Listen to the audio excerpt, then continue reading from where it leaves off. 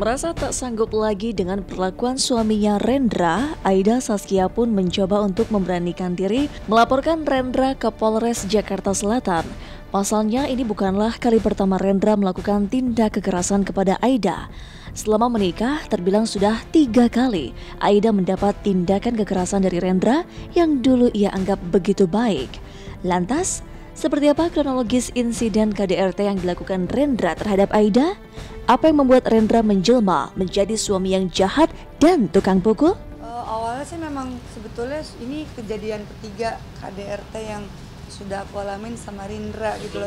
Kapan tuh maksudnya? Pertama kali terjadi kapan itu? Pertama kali terjadi itu awalnya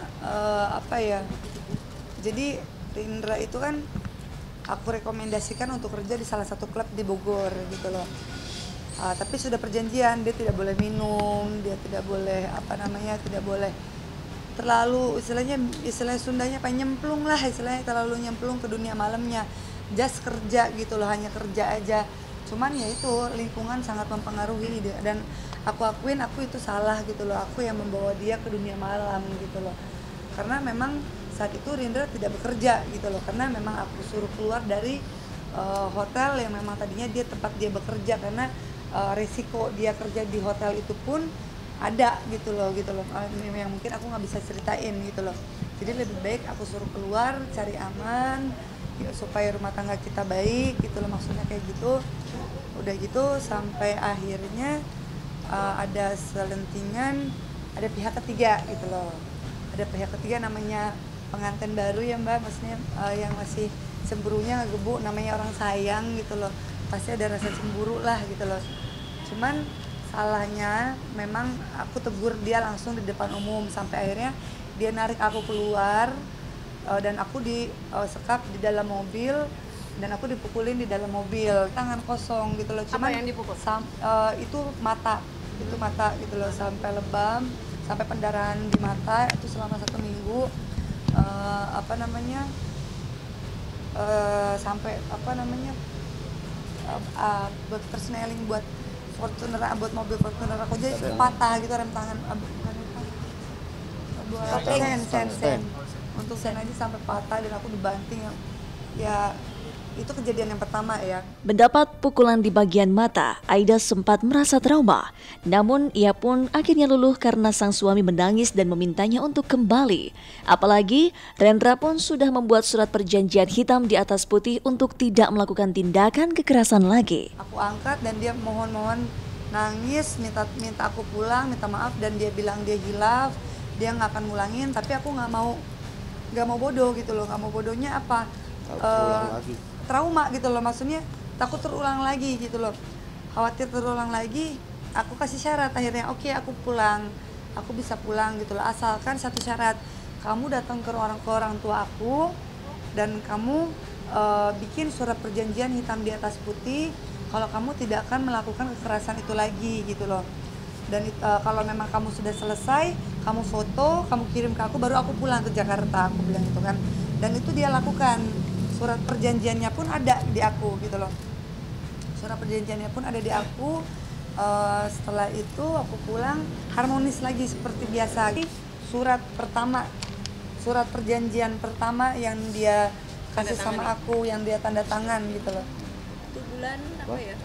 Ini bulan Rabu 16 April 2014. Janji hanya tinggal janji, karena ketika rumah tangga Aida dan Rendra kembali harmonis, tetap ada saja yang membuat suami Aida itu emosi hingga melakukan kekerasan lagi. Namun untuk yang ketiga kalinya, Aida tak bisa lagi memberikan toleransinya meski mungkin rasa cinta masih ia rasakan. Kejadian ketiga, waktu itu pulang syuting di salah satu TV swasta, aku bilang sama dia, yang nanti sebelum kita ke luar kota, aku ada beberapa barang yang mau dicari, kita sempetin waktu dulu ya untuk cari barang itu.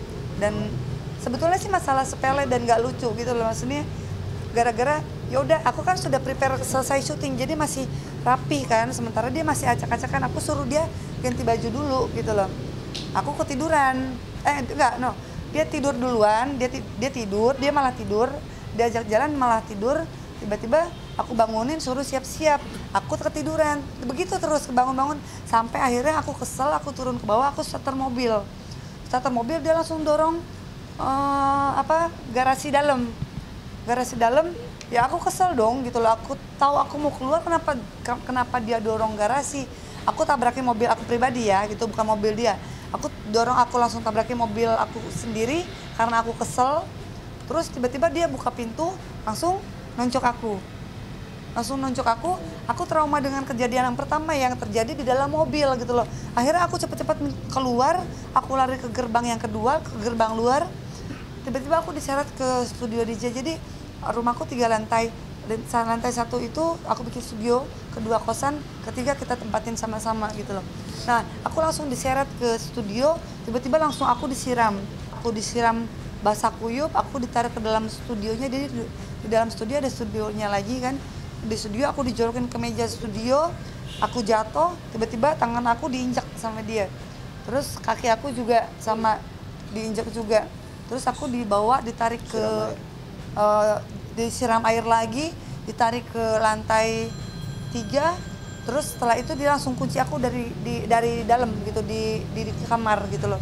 Dan di situ aku berusaha untuk berontak, aku minta tolong terus supaya ada orang yang bisa nolongin aku.